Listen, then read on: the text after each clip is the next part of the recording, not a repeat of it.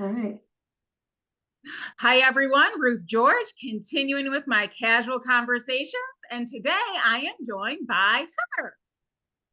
Hi, Ruth. My name is Heather Jackson-Fassari, and I'm a managerial accountant and outsourced CFO.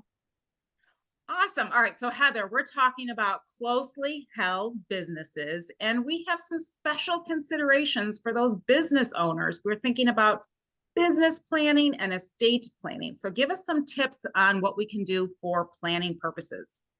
Sure. As business owners, we often lose sight of the long term and look at the day to day and try to get through the week.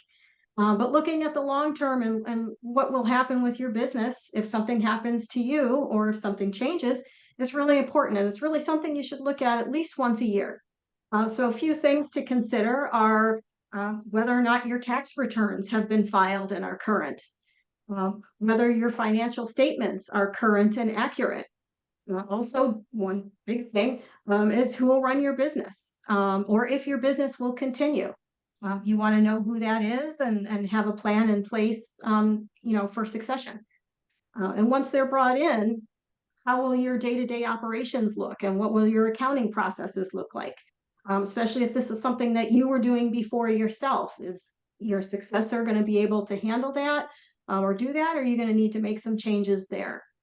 And one of the last things is really how you would communicate those changes in your business to not only possible employees, but banks, um, your accountants, your lawyers, key customers and suppliers, and things like that. So again, once a year is you should really look at what your succession plan looks like.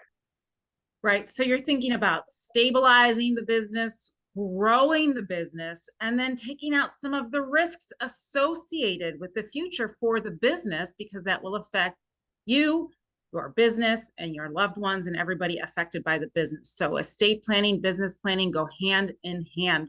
We also want to think about succession planning. We don't want the business to fall into the hands of outsiders or people we don't want running the business. So all of this is so very important, and that once a year review is awesome. So thank you so much for all of your helpful tips, Heather. And as always, this video is for educational purposes only. It does not establish an attorney-client relationship, but I hope to see you on another video.